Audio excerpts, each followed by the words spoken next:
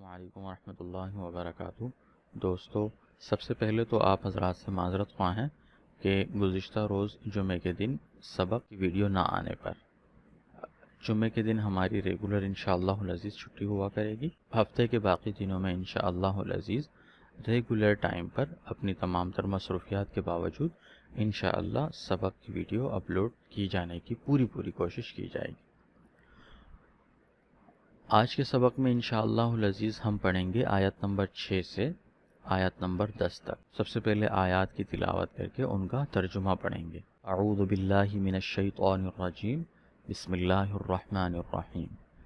ان الذین کفروا سواء علیہم اانذرتہم ام لم تنذرہم لا یؤمنون۔ بے شک وہ لوگ جنہوں نے کفر اپنا لیا ان کے حق میں دونوں باتیں برابر ہیں، چاہے آپ ان کو ڈرائیں یا نہ ڈرائیں، وہ ایمان نہیں لائیں گے۔ ختم اللہ علی قلوبہم وعلی سمعہم وعلی ابصارہم غشاوۃ ولہم عذاب عظیم۔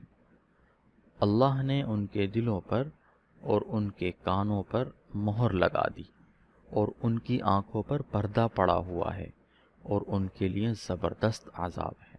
وَمِنَ النَّاسِ مَن يَقُولُ آمَنَّا بِاللَّهِ وَبِالْيَوْمِ الْآخِرِ وَمَا هُمْ بِمُؤْمِنِينَ۔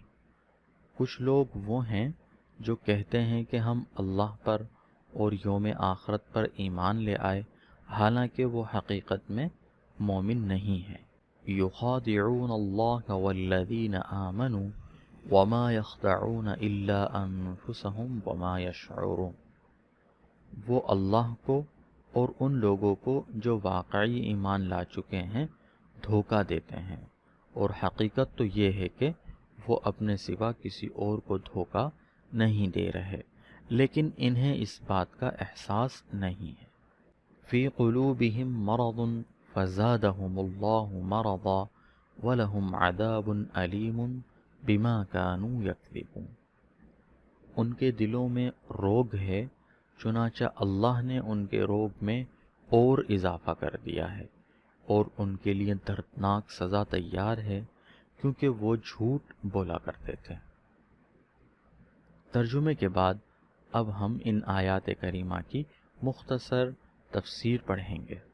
آیت نمبر 6 میں یہاں ان کافروں کا ذکر ہو رہا ہے جنہوں نے یہ طے کر لیا تھا کہ چاہے کتنے ہی واضح اور روشن دلائل ان کے سامنے آ جائیں، وہ کبھی حضرت صلی اللہ علیہ وسلم کی دعوت پر ایمان نہیں لائیں گے۔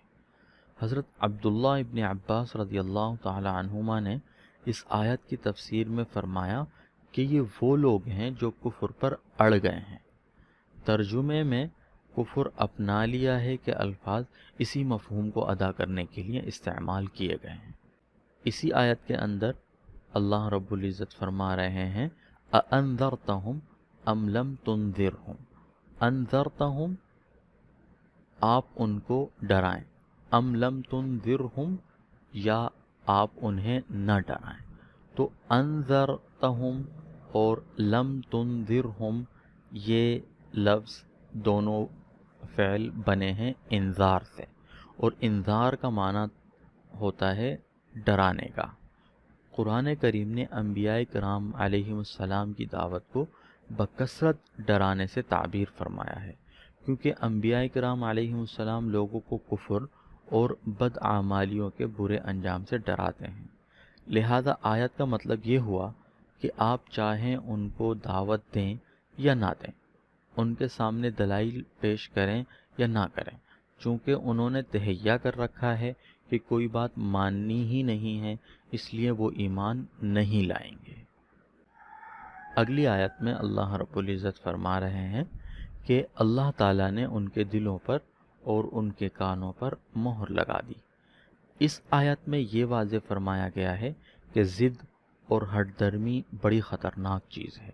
اگر کوئی شخص ناواقفیت یا غفلت کی وجہ سے کسی غلطی کا ارتکاب کرے تو اس کی اصلاح کی امید ہو سکتی ہے، لیکن جو شخص غلطی پر اڑ جائے اور یہ تہیہ کر لے کہ کسی بھی حالت میں یہ بات نہیں ماننی، تو اس کی ضد کا آخری انجام یہ ہوتا ہے کہ اللہ تعالیٰ کی طرف سے اس کے دل پر مہر لگا دی جاتی ہے، جس کے بعد اس سے حق کو قبول کرنے کی صلاحیت ہی ختم ہو جاتی ہے۔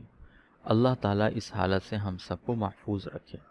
لہٰذا یہاں یہ شبہ یا اعتراض اس آیت کریمہ پر نہیں کیا جا سکتا کہ جب خود اللہ تعالیٰ نے ان کے دل پر مہر لگا دی تو وہ معذور ہو گئے، لہٰذا وہ اللہ تعالیٰ کی طرف سے مہر لگانے کی وجہ سے ایمان قبول نہیں کر رہے، تو اس بات کی انہیں سزا یا عذاب نہیں ہونا چاہیے، کیونکہ یہ مہر لگانا خود انہی کی ضد اور تہیہ کرنے کا نتیجہ ہے کہ حق بات نہیں مانتے۔ اگلی آیت وَمِنَ النَّاسِ مَن يَقُولُ آمَنَّا بِاللَّهِ وَبِالْيَوْمِ الْآخِرِ وَمَا هُمْ بِمُؤْمِنِينَ۔ سورت کے شروع میں پہلے مؤمنوں کے اوصاف اور انجام کا بیان کیا گیا تھا، جو کہ پہلی 5 آیات میں بیان کیا گیا۔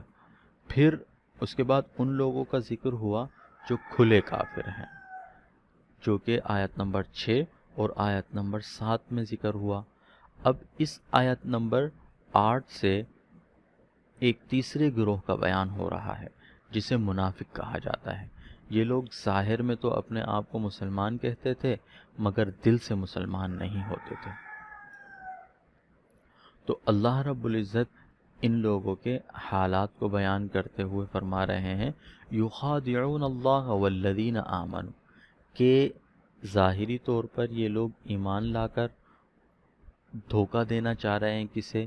اللہ کو اور مومن لوگوں کو، کہ ان کو دکھاتے ہیں کہ ہم لوگ ایمان لے کر آ گئے، یعنی بظاہر تو وہ اللہ اور مسلمانوں کو دھوکہ دینا چاہتے ہیں، لیکن حقیقت یہ ہے کہ وہ خود اپنے آپ کو دھوکہ دے رہے ہیں، کیونکہ اس دھوکے کا انجام خود ان کے حق میں برا ہوگا۔ وہ سمجھ رہے ہیں کہ اپنے آپ کو مسلمان ظاہر کر کے وہ کفر کے دنیاوی احکام سے بچ گئے، حالانکہ آخرت میں ان کو جو عذاب ہوگا وہ دنیا کے عذاب سے زیادہ سنگین ہوگا۔ منافق لوگ جہنم کے سب سے نیچے درجے میں ہوں گے، اسفل سافلین کے اندر، اور منافقوں کو قیامت کے دن جہنم میں سب سے خطرناک اور سب سے برا ترین عذاب دیا جائے گا۔ آگے اللہ رب العزت فرما رہے فزادہم اللہ مرضا، تو اللہ تعالیٰ نے ان کے روگ کو بڑھا دیا۔ اب جس طرح کہ آیت نمبر 7 میں بات بیان کی گئی کہ وہ کافر لوگ اپنے کفر پر اڑ گئے ہیں، وہ چاہے کچھ بھی ہو جائے ایمان نہیں لائیں گے، تو اللہ تعالیٰ نے ان کے دلوں پر ان کی اڑی کی وجہ سے مہر لگا دی۔ یہاں پر بھی یہ بات ہے کہ وہ اس دھوکہ دہی پر جرأت کر رہے ہیں، یہ منافق لوگ جرأت کر رہے ہیں دھوکہ دہی پر، تو اللہ رب العزت نے ان کی اس اڑی کی بنیاد پر ان کی اس اڑی کی بنیاد پر ان کے مرض کے اندر اضافہ کر دیا ہے، یعنی شروع میں انہوں نے اپنے اختیار سے اس گمراہی کو اپنایا اور اس پر اڑ گئے، یہ ان کے دل کی بیماری تھی تبھی وہ اڑے، پھر ان کی ضد کے نتیجے میں اللہ تعالیٰ نے ان کی بیماری کو اور بڑھا دیا کہ اب انہیں واقعی ایمان لانے کی توفیق نہیں ہوگی۔ یہاں تک آج کا سبق تھا۔ جزاکم اللہ خیرا و احسن الجزاء۔